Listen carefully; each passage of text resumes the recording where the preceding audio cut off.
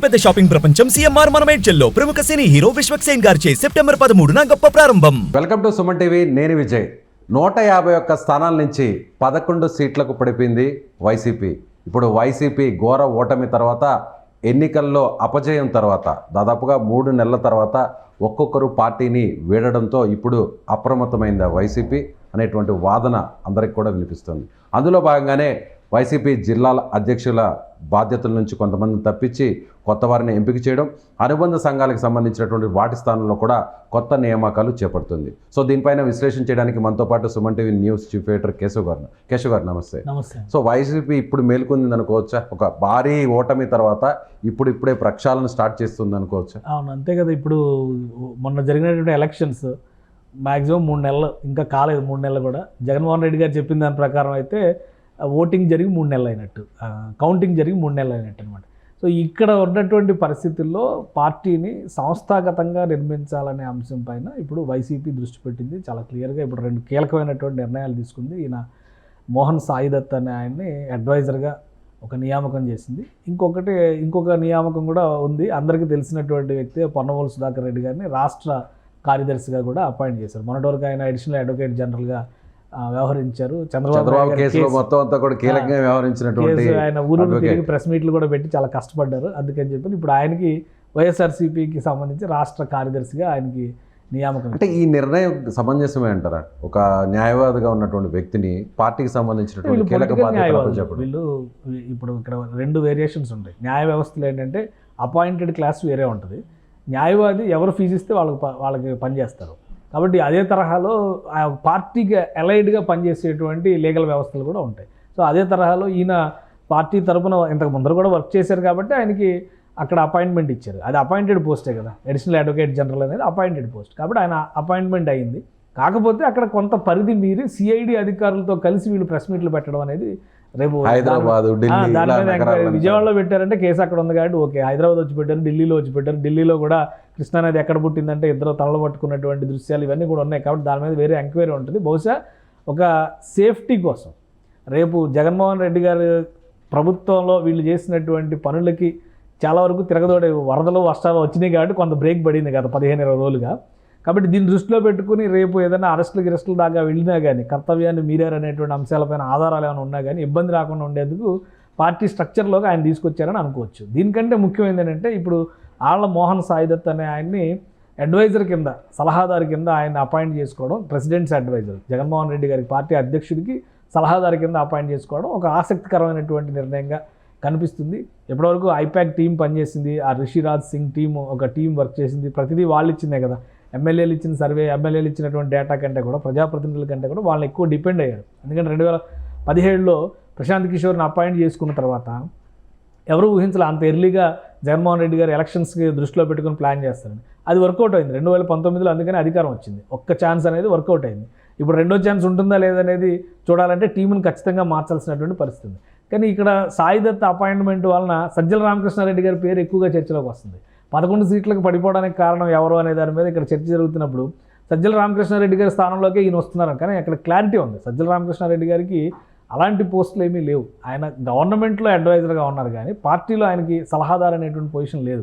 ఆయన పార్టీ కార్యక్రమానికి సంబంధించి కూడా ఆయనే ముందుకు వచ్చారు. ప్రెస్ మీట్ పెట్టాలన్నా కూడా పార్టీకి జగన్మోహన్ రెడ్డి గారి నిర్ణయాన్ని అంతా కూడా ఈయనే ముందుకు వచ్చి ప్రెస్ మీట్ పెట్టారు. ఆయన సమన్వయకర్త. ఇక్కడ ఏంటంటే డైరెక్ట్గా ప్రెసిడెంట్స్ అడ్వైజర్ అనేటువంటి పోస్ట్ దానిలో ఇచ్చినటువంటి ఇన్ఫర్మేషన్లో కూడా చాలా క్లియర్గా రాశారు. Advisor to party president on party building, party నిర్మాణం కోసం చేస్తున్నటువంటి ఒక సలహాదారు పొజిషన్ అది. కాబట్టి పార్టీ నిర్మాణం ఎలా ఉండాలి అనేటువంటి ఆలోచన ఇప్పుడు చేస్తున్నారు. ఒక పుష్కర కాలం తర్వాత పార్టీ నిర్మాణం పైన వైఎస్ఆర్సీపీ కసరత్తు మొదలుపెట్టింది. గ్రామ స్థాయి నుంచి మళ్ళీ ఎలా నిర్మాణం చేయాలి, స్ట్రక్చర్ ఎలా ఉండాలనే దాని మీద బహుశా ఈయన సలహాలు ఇస్తారు. కానీ దీనికంటే కూడా మోహన్ సాయిదత్ ప్రొఫైల్ చాలా డిఫరెంట్గా ఉంది. ఆయన ఐఐటి మెడ్రాస్లో ఐఐటి స్టూడెంట్గా ఆయన స్టార్ట్ అయినటువంటి ఆయన ఎడ్యుకేషన్ ఎకనామిక్స్ అంతా కూడా అక్కడి నుంచి అయితే పొలిటికల్ అనాలిసిస్లు, పొలిటికల్ స్ట్రాటజీస్లోకి వచ్చారు. చాలామంది ఐఐఎం, ఐఐటి ప్రశాంత్ కిషోర్ ఇన్స్పిరేషన్తో ఇలాంటి వాళ్ళు చాలామంది ఇందులోకి వచ్చే వర్క్ చేశారు. రాజకీయాలకి పూర్తిగా సంబంధం లేకుండా కేవలం ఐఐటీలు, ఈ బయట ఏదో అత్యున్నత కళాశాలలో విద్యా సంస్థల్లో అక్కడ పట్టాలు తీసుకొచ్చేసిన దానికి ఇక్కడ రాజకీయాలకి ఎంత మాత్రం ఈ స్ట్రాటజీస్లో పనిచేశారు కాబట్టి కొంతవరకు వాళ్ళకి అవగాహన ఉండొచ్చు. అంటే ఐఐటీలో ఉన్న వాళ్ళందరూ వీటిని పట్టించుకోరు అనడానికి కూడా మనం ఆస్కారం లేదు. ఎందుకంటే వాళ్ళకు కూడా సామాజిక అంశాలపైన అవగాహన ఉంటుంది, ఈ దేశ పొలిటికల్ సిస్టమ్ పైన ఒక అవగాహన ఉంటుంది, ఆ సబ్జెక్ట్ ఎక్స్పర్టైజ్ కూడా బహుశా పొంది ఉండడానికి అవకాశం. ఎందుకంటే స్ట్రాటజీస్లో కూడా ఆయన పనిచేస్తారు. ఇంకొక ఆసక్తికరమైనటువంటి విషయం ఏంటంటే మంగళగిరి ఎలక్షన్స్కి సంబంధించి, మంగళగిరి అసెంబ్లీకి సంబంధించి స్ట్రాటజీస్లో లోకేష్ గారికి కూడా ఈయన సమన్వయకర్తగా వ్యవహరించారనేది ఒక సమాచారం. ఎంతవరకు అనేది కన్ఫర్మేషన్ ఇంకా మనకు క్లారిటీ లేదు కానీ, బట్ బహుశా ఈయన లీడ్ చేశారా లేదా లీడ్ చేసిన టీంలో ఈయన పనిచేశారా అనేది ఒక ఇన్ఫర్మేషన్. ఇంకోటి 2023 తెలంగాణ ఎలక్షన్స్లో బీజేపీకి కూడా స్ట్రాటజీస్లో ఈయన పనిచేశారనేది ఒక సమాచారం ఉంది. కేంద్రంలో ఉన్నటువంటి బీజేపీ కీలక నేతలకి ఇక్కడి నుంచి ఫీడ్బ్యాక్, తెలుగు రాష్ట్రాల్లో ఏం జరుగుతుందనేటువంటి ఫీడ్బ్యాక్ ఇవ్వడంలో కూడా ఈయన ఒక కీలక సమన్వయకర్త. ఈ అన్ని అంశాలను దృష్టిలో పెట్టుకొని బహుశా నేషనల్ ఏరియాలో కూడా వైఎస్ఆర్సీపీ ఇమేజ్ బిల్డింగ్ కోసం ఈయన ఉపయోగపడతారనే జగన్మోహన్ రెడ్డి గారు ఈ చాయిస్ తీసుకుని ఉండొచ్చు. పార్టీని ఇక్కడ క్షేత్రస్థాయి నుంచి ఢిల్లీ స్థాయి వరకు ఇమేజ్ బిల్డింగ్ జరగాలి కదా. ఇప్పుడు చాలా అబాసుపాలయ్యారు వాస్తవాన్ని చెప్పాలంటే. 151 వచ్చినప్పుడు ఎంత అమేయ బల సంపన్నుడిగా జగన్మోహన్ రెడ్డి కనిపించారో 11కు పడిపోయిన తర్వాత పరిస్థితి అంత దయనీయంగా ఉంది. ఎందుకంటే ఢిల్లీలో జరిగినటువంటి ధర్నాల సందర్భంలో కానీ, ఢిల్లీ పెద్దల అపాయింట్మెంట్ల విషయంలో కానీ కొంత ప్రతికూల పరిస్థితిని ఎదుర్కొన్నారనేది సమాచారం. కాబట్టి వీటన్నిటిని రీబిల్డ్ చేసుకోవాలంటే ఇంకొక విషయం ఏంటంటే, ఇప్పుడు 2 బలమైన కూటముల మధ్య దేశం నడుస్తుంది. ఒకటి అధికారంలో ఉన్నటువంటి ఎన్డీఏ కూటమి ఉంటే, ఐఎన్డీఏ కూటమికి ఎంత 20 సీట్లే కదా తేడా. దాదాపు 140, 135, 140, 240 సీట్లతో అక్కడ ఐఎన్డీఏ కూటమి కూడా బలంగా ఉంది. న్యూట్రల్గా ఉన్న అతి కొద్ది పార్టీల్లో జగన్మోహన్ రెడ్డి కూడా ఒకరు మొన్న ధర్నా తర్వాత ఐఎన్డీఏకి చేరువ అవుతున్నారనేటువంటి ఇన్ఫర్మేషన్ చాలా క్లియర్గా వచ్చింది.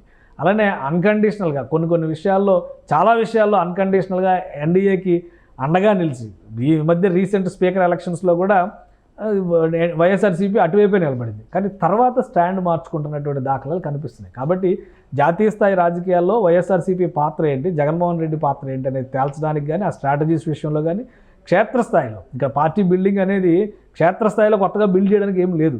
ఆల్రెడీ క్షేత్రస్థాయిలో ఉన్న నాయకత్వం ఉంది. మొన్న ఎలక్షన్స్లో బెడిసికొట్టి ఉండొచ్చు, కాకపోతే ఆ నాయకత్వం అలానే ఉంటుంది. ఎన్ని రోజుల్లో అది చేంజ్ అవుతుంది, చేంజ్ ఓవర్ తీసుకుంటారనేది కొంత సమయం పట్టొచ్చు. కూటమి కూడా హెవీ ప్యాక్డ్ 3 పార్టీల సమన్వయంతో ఉన్నటువంటి నాయకత్వం కాబట్టి కూటమిలోకి వెళ్ళడానికి కూడా నో ఎంట్రీ బోర్డు పెట్టారు కదా. కొంతమందిని మాత్రమే సెలెక్టెడ్గా తీసుకున్నారు వాళ్ళు. అది కూడా రిజైన్ చేసి వస్తేనే తీసుకుంటామని ఒక కండిషన్స్ పెడుతున్నారు. కాబట్టి ఇవన్నీ చూస్తున్నాం మనం. అందుకని క్షేత్రస్థాయిలో ఇక్కడ నిర్మాణం కంటే వైఎస్ఆర్సీపీకి జాతీయ స్థాయిలో ఇతర పార్టీలతో సమన్వయం అనేది చాలా అవసరం. ఆ అవకాశం ఉంటేనే చంద్రబాబు నాయుడు గారు విపక్షంలో ఉన్నా కానీ జాతీయ స్థాయిలో ధర్నాలు చేస్తే అన్ని పార్టీలు కలిసి వచ్చాయి. వైఎస్ఆర్సీపీకి ఇంకా ఆ వెసులుబాటు లేదు. మొన్నటి సందర్భంలో ఏంటంటే ఒక నంబర్ను దృష్టిలో పెట్టుకొని సమన్వయం చేసుకునేటువంటి ప్రయత్నం జరిగింది. ఇక నుంచి జాతీయ రాజకీయాల నుంచి, జాతీయ స్థాయి పార్టీల నుంచి కూడా వైఎస్ఆర్సీపీకి మద్దతు అవసరం అవుతుంది. కాబట్టి పూర్తి స్థాయిలో పునర్నిర్మాణ బాధ్యతని ఈయన సలహాల మేరకు జగన్మోహన్ రెడ్డి గారు పాటించే అవకాశం ఉండొచ్చు. సజ్జల రామకృష్ణారెడ్డి గారి రోల్ యాజ్ ఇట్ ఈజ్గా ఉండొచ్చు. ఎందుకంటే పెద్దగా ఆయన ఏమో సలహాదారుగా, సమన్వయకర్తగా కొన్ని ప్రాంతాలను ఆయన అప్పగించారు. మార్పులు చేర్పులు చేశారుగా. ఉత్తరాంధ్ర ఒకసారి, రాయలసీమ ఒకసారి, అలానే దక్షిణాంధ్ర ఒకసారి, ఇట్లా 3 భాగాలుగా ఇచ్చారు. కాబట్టి ఆ వ్యవస్థ అలానే కొనసాగుతుంది. But party image building, party నిర్మాణం పైన మాత్రం మోహన్ సాయిదత్ సలహాలు ఎంతవరకు వైఎస్ఆర్సీపీకి ఉపయోగపడతాయి అనేది కాలం నిర్ణయిస్తుంది. Right sir, thank you so much. So ఇది అంటే జగన్మోహన్ రెడ్డి వ్యక్తిగత సలహాదారుడిగా పార్టీ పునర్నిర్మాణం కోసం మోహన్ సాయిదత్ అనేటువంటి ఒక కొత్త వ్యక్తిని అపాయింట్ చేశారు. సో తిరిగి పార్టీ పునర్నిర్మాణం కోసం ఇప్పుడు జగన్మోహన్ రెడ్డి ప్రయత్నాలు స్టార్ట్ చేశారని కేశవ్ గారు చెప్తున్నారు. Thank you so much. Suman టీవీలో మీ పర్సనల్ అండ్ బిజినెస్ ప్రమోషన్స్ కోసం కింది నెంబర్కి కాంటాక్ట్ చేయండి.